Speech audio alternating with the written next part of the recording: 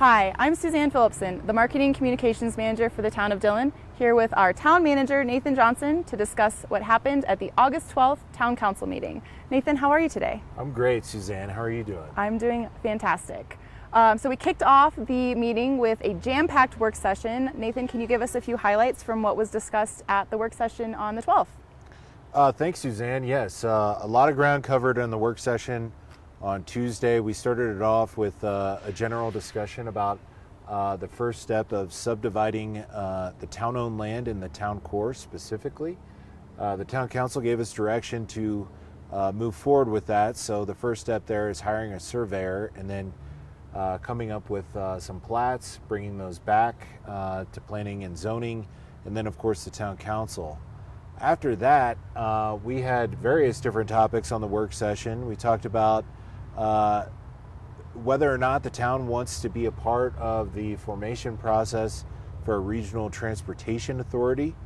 The town council gave its blessing on that. So we intend to bring forward a memorandum of understanding, or MOU, here at the next meeting on August 26th, so that the town of Dillon can have a seat at the table in that regional cooperation effort to try to enhance and make our transportation system a little bit more robust.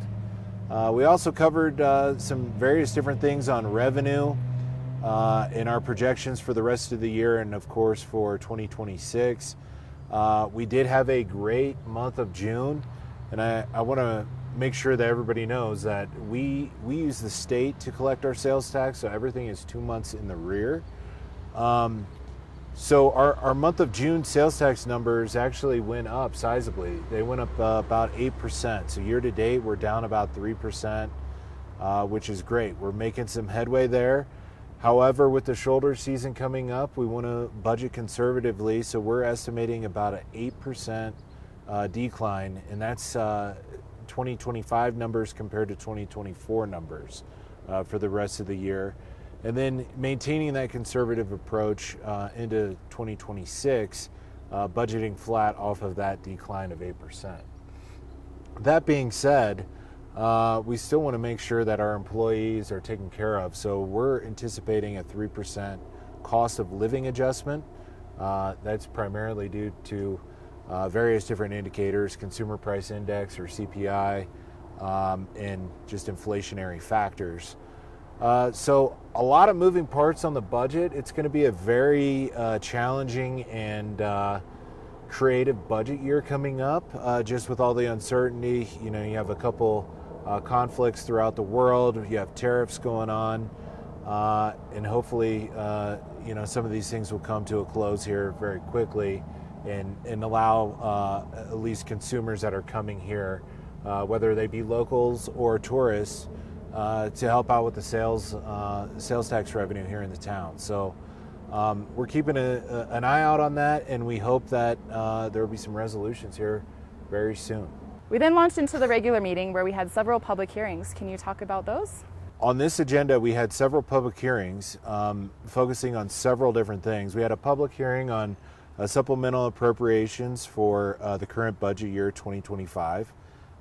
Those were primarily various different council initiatives, one of which I'll get into here in a minute. And then we had a public hearing and second reading of an ordinance requiring monthly remittance of lodging tax. We feel that this is going to help us out tremendously, especially on the revenue picture of having monthly remittance instead of quarterly remittance. And then the third public hearing was to change the town code to eliminate the 5-minute public participation period in the citizen comments and refer that section of code back to the rules of procedure that the town council just approved at the last meeting back in July. So there's still going to be public comment. It's just going to be limited to 3 minutes under the current rules of procedure. Of course, any new council that wants to come in, or even the current council, can modify those rules of procedure to either limit or increase that amount of time. And then the last thing about the regular meeting, we did have our third and final presentation from a company called CBI. Consensus Building Institute. They were the last of the three that were chosen by the town council to give a presentation on facilitation services that they could provide the town. Now, this has been a topic of conversation amongst the council. They initially started out with what could this look like. We went through a formal RFP process. We had, I think, 11 or 12 proposals.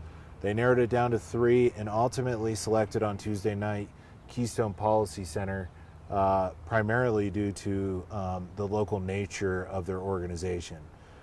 So we're in the midst of trying to work through a contract with them, hopefully get them engaged by the end of the month to try to capture and potentially have a facilitation forum or a facilitated forum here towards the end of the month, early September, to get additional public feedback. And then we're going to have to look at what that looks like, especially going into the shoulder months and the winter months. The town council would like to have a very well represented facilitated forums that include not only residents, second homeowners, tourists, business owners, etc. So looking forward to that. And then we also had a urban renewal authority meeting and two couple highlights there, or I should say 2 highlights from the urban renewal authority meeting.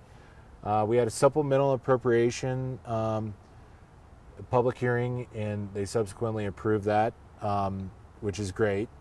And then we had our second thing, and this is based off of public feedback that we've been receiving, is that we're working on building EV infrastructure in the town. So the first location is going to be adjacent to Christie Sports and across the street from US Bank on 700 East Anemone, which is right behind that digital sign. We were lucky enough to receive a rebate from Xcel Energy in the amount about $400,000. And then just recently, through the Colorado Energy Office, we got another $200,000 to help support that project. So that project alone, we just saw the EV infrastructure is right around $600,000. So that grant money that we got from those 2 different entities is basically going to cover that. We just need to cover the cost of, the site development, any type of amenities, and of course lighting, so this can be used 24 hours a day. So pretty exciting there. It's our first EV charger in the town of Dillon. We're working on other potential EV options for vehicles, bikes, any type of multimodal ideas. We're all ears. Make sure to join us for our next meeting on August 26th, and we'll catch you on the next recap.